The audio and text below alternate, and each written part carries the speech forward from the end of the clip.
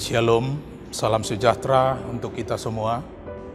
Marilah kita mendengarkan nats khotbah untuk hari Minggu tanggal 19 November 2023 yang tertulis dalam Ulangan 8 ayat 7 sampai 18. Demikian bunyinya.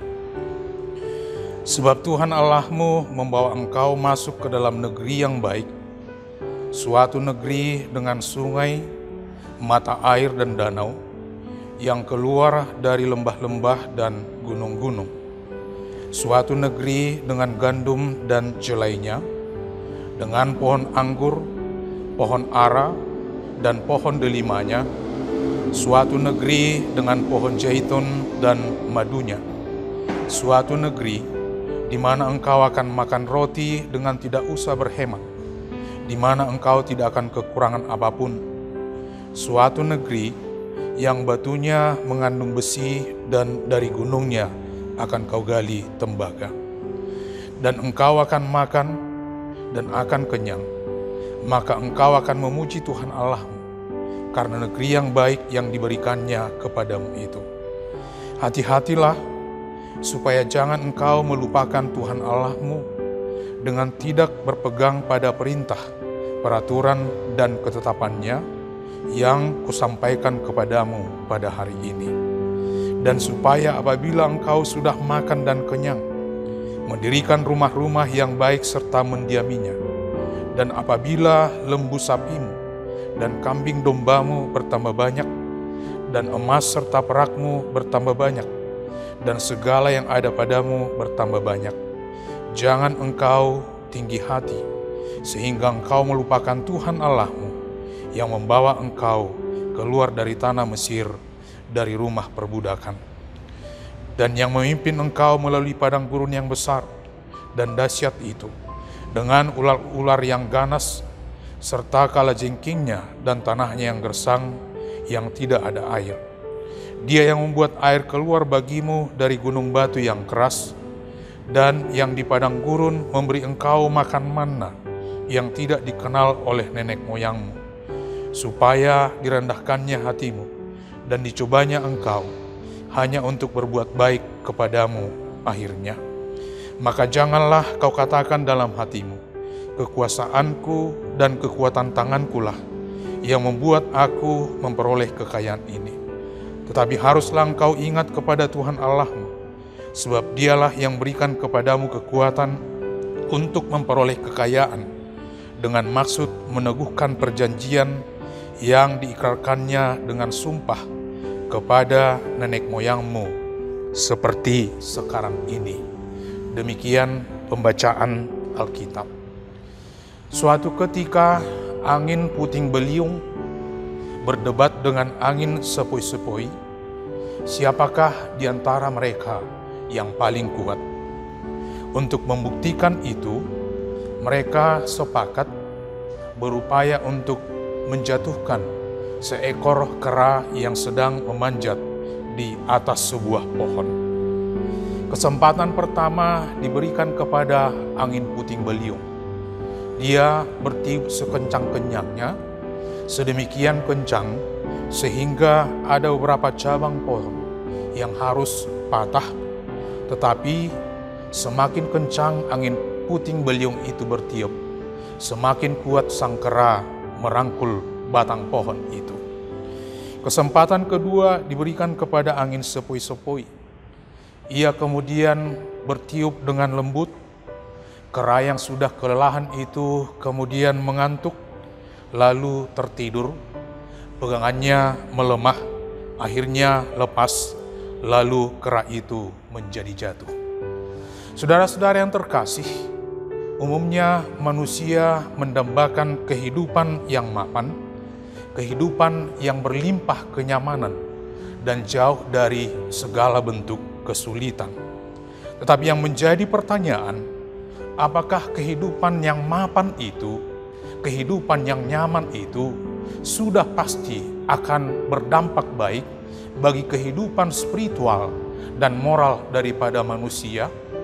Kalau kita membaca sejarah daripada orang Israel, ketika mereka diperbudak di tanah Mesir, secara khusus dalam Keluaran 2 ayat 23, ketika mereka ditindas oleh orang Mesir, mereka berseru-seru memohon pertolongan sehingga Tuhan mendengarkan keluhan mereka.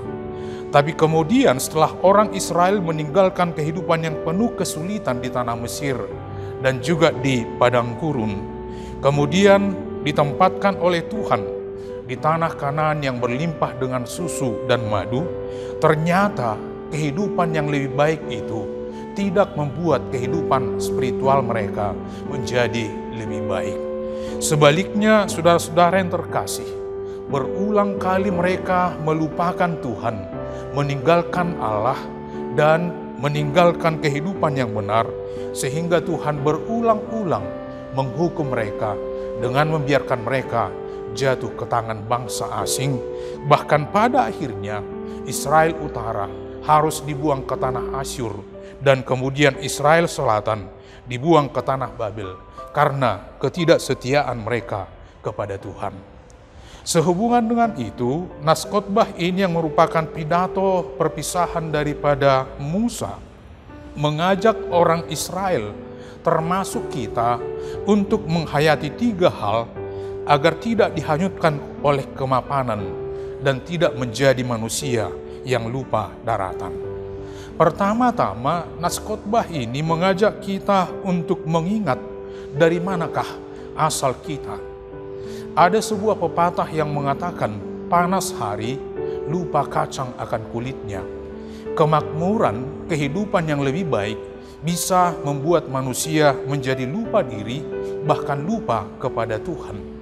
Seorang penulis mengatakan, ketika kitab Ulangan ini ditulis, generasi yang menjadi alamat daripada kitab ini sudah tidak lagi memiliki ingatan pribadi tentang peristiwa yang terjadi di Mesir dan juga peristiwa yang terjadi di padang gurun.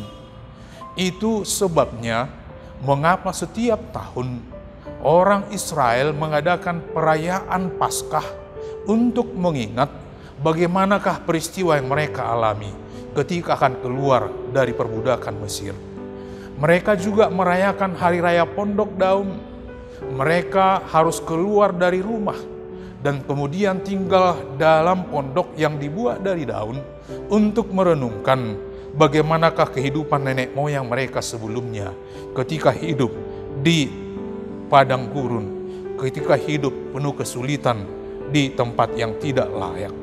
Mereka diingatkan supaya mereka tidak lupa akan asal muasal mereka. Kemudian nas khotbah ini mengajak kita supaya menjadi manusia yang tahu mengucap syukur. Seorang penulis Amerika, Ralph Emerson, mengatakan, jika bintang muncul hanya sekali dalam setahun, semua orang akan begadang semalaman untuk melihatnya. Tapi karena kita sudah begitu sering melihat bintang, sehingga kita tidak lagi repot-repot untuk melihat bintang itu. Yang mau dia katakan melalui pernyataan itu, kehidupan yang sulit biasanya akan membuat manusia menjadi sadar terhadap sekecil apapun berkat yang diberikan oleh Tuhan kepada manusia. Tetapi ketika seseorang sudah terbiasa dengan limpahan berkat, kondisi itu bisa membuat manusia menjadi lupa akan berkat Tuhan. Kehidupan yang lebih baik di Israel membuat mereka lupa diri. Oleh karena itu, supaya kita jangan menjadi manusia yang lupa diri, tetaplah bersyukur. Cicero, seorang filsuf Romawi, mengatakan, rasa syukur bukan saja merupakan kebajikan terbesar, tetapi merupakan induk dari semua kebajikan lainnya. Ketika kita bersyukur, kita akan ingat segala yang baik yang kita peroleh adalah berasal dari Tuhan. Yang terakhir, nas khotbah ini mengajak kita untuk menaati perintah Tuhan. Ketaatan kepada perintah Tuhan akan membuat kita berjalan di jalur yang benar. Ketaatan kepada hukum Tuhan akan membuat kita selamat dari bahaya, melupakan Tuhan, menjauhkan diri dari kebenaran. Oleh karena itu, saudara-saudara yang terkasih, hiduplah dalam ketaatan. Hiduplah dengan rasa syukur dan ingatlah dari mana kita berasal, maka kita tidak akan pernah melupakan Tuhan. Amin.